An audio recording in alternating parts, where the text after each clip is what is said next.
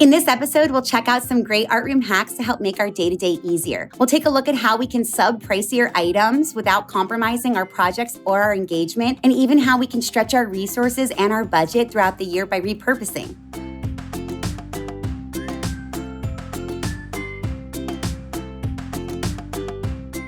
Hi, I'm Renae Green, an elementary and intermediate art teacher in South Central Pennsylvania.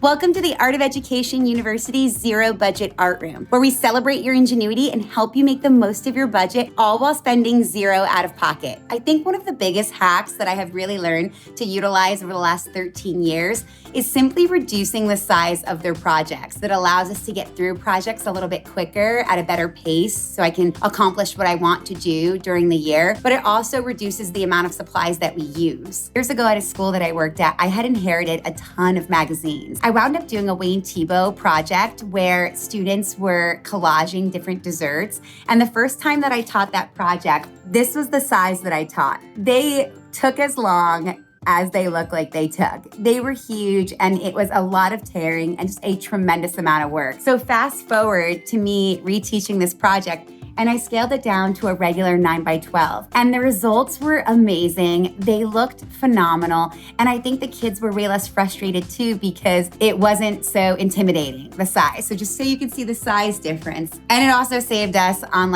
our coat that we put on top to seal it. And in that same school, I had students working on radial designs. We did it 4 times. I don't regret how great they came.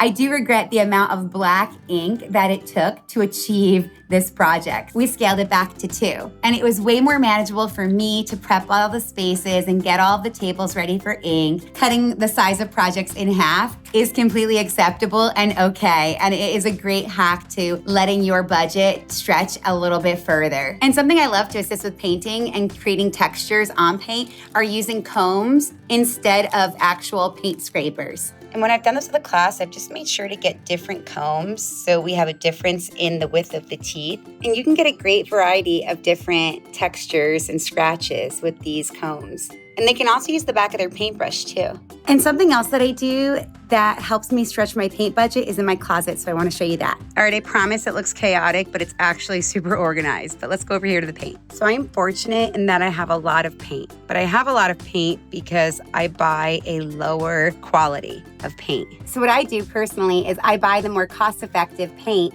and then I buy a more premium white. That way, when I'm having my kids paint, I can pour the more cost-effective paint into all the containers, and then I put a drop of the premium white into each of those cups. Now, I don't always have time to sit there and mix up 40 cups of paint. And so sometimes I'll just put lids on them, and then when they come in, they mix them up. But I have found that that saves me a tremendous amount of money, and a good quality white is the most important thing when buying paint, because then I can still do a lot of painting through the year and still have money in my budget to buy other things so my students get more artistic processes behind their belt. Remember, just because items are cheap or super affordable does not mean that you need to buy them. There are a lot of ways to secure what you want and need for your students in classroom and still spend zero out of pocket. So stay tuned for our last episode where we talk all about asking for help. Okay, this next hack goes to markers, and we're gonna turn them into watercolors. So at the end of the year, I go through all of my markers, and those that don't make the cut go into a container. And I always save the caps too. The kids always laugh because I have this unicorn basket full of caps. And then after we get it into the buckets, we're gonna put some water. All right, and now these will sit in here overnight, and we'll just let all of the ink come out into the water. So our markers have been sitting overnight, and they are ready to be put into containers. Now, I put mine into spray bottles because I find that I mostly use liquid watercolors to spray for different projects. It's a great way to use up old markers at the end of the year instead of tossing them. And we also can't forget about modeling clay. Modeling clay is a great alternative for students when you don't have clay available in your budget for them to build individual projects with. And you can still teach them things like coils and pinch pots and other clay techniques, and then it's completely reusable, which is amazing as well. And another awesome art room hack that is perfect for the end of the year especially is handmade paper. I had my students last year get a cup and they chose a color and they ripped for a few days. I put a movie on. It was super peaceful at the end of the year. When my students need a brain break, like if we have just come off of a big project, it's the perfect time to put out the scrap paper and have them just talk and rip paper the entire class. And then this is when I bring in my smoothie blender from home. The smoothie blender has been like my go-to. It worked very well for paper making last year. And then I'll just place water inside of here. And I just make sure that everything is pretty well coated so our motor isn't gonna jam up. And then we blend. And if I feel like I can add some more to make it thicker, sometimes I will. And then I'm gonna put this into containers. And then we just rinse out the smoothie blender and then we continue blending the other colors of the pulp. All right, and then we have all of our paper pulp colors that we're gonna need. And we're gonna start with seed bombs. So last year for Earth Day, we made seed bombs from the same colors of blended pulp.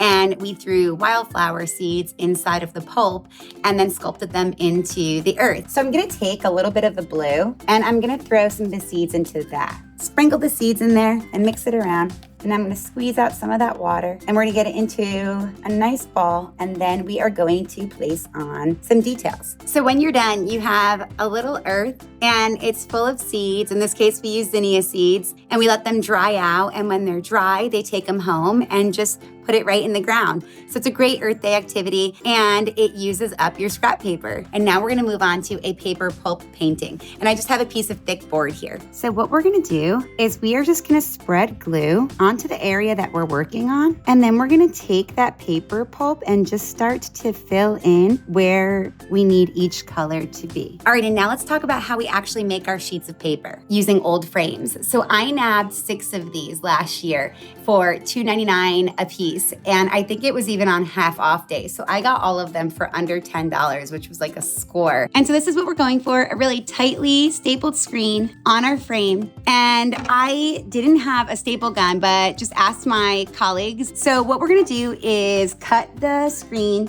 to the size that we need. Now, I already have a few pieces here to get us going. And we want there to be some overhang. That way it's easy to staple. I start in the corners. And if you've ever stretched a canvas before, this will not be nearly as terrifying. I'm just gonna pull that nice and tight. You can go and put some more staples down in here too. And that's what I ended up doing on my previous one. And then we have a nice tight screen and we can totally pour our pulp right on top and have the kids sponging it over into a container. So what I do is I set one of my metal trays over the sink or I'll put it off to the side here. And then we put our screen in. So we just pour right on top and I have them fit it to the screen. And if they have less pulp, then I tell them just to bring it in from the edge and they have a smaller piece of paper, but I tell them just to fill it to make no holes. And then we just drain as we need to. They are just going to use a sponge to press it all out. And now when they're done getting all of the water out of their paper, I have plastic placemats that I bought, 1 pack of 36 of them. And I got so much more because then I ended up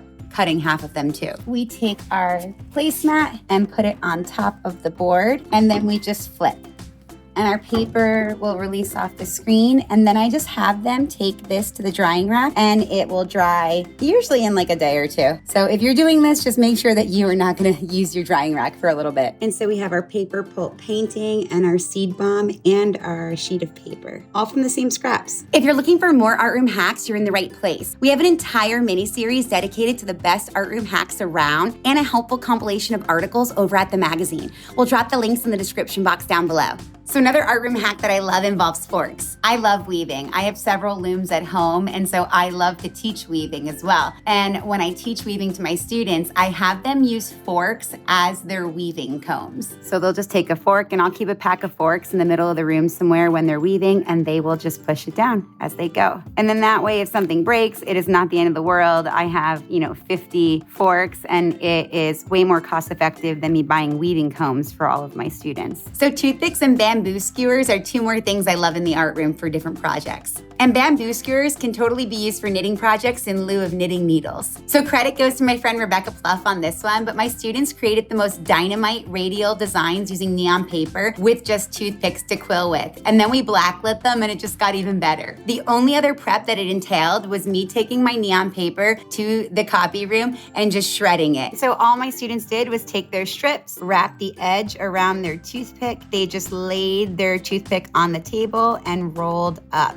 And it helped them create the best quills. And then they would put a little drop of glue there and then shape the quill however they were wanting. So I'm gonna take you through a time lapse of a project that I did with my students where we made landscapes out of cardboard and then took prints from that. Okay, so I do love the way that cardboard just looks layered. I would consider doing a whole project with my students where we make landscapes and just layer the cardboard, rip parts back to see the corrugation, to give it different textures, but we are doing a colograph. So I'm gonna show you that process of how we print this now.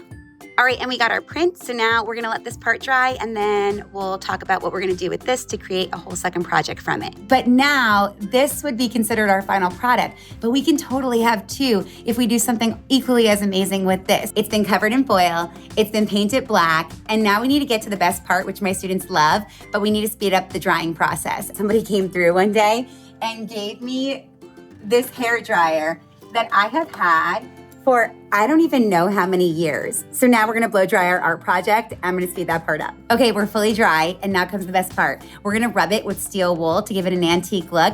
I nabbed so much steel wool from our school. We got an email that they were replacing the science kits. I can't even express how much stuff that I took, and it was completely free. So I would also encourage you to always be on the lookout for free things. Free is great because we as art teachers can do anything with free stuff. And I just love projects like this that give me two results from the same idea, but utilize a lot of different artistic processes for students and help me stretch my supplies even further. Thanks so much for watching. Do you have a supply stretcher or an art room hack that is your go-to that wasn't mentioned here today? If so, leave it down below in the comments. And don't forget to like and subscribe so you don't miss an episode in our Zero Budget Art Room series. Stay tuned for our next episode, which will focus on low to no cost ways to decorate your art room.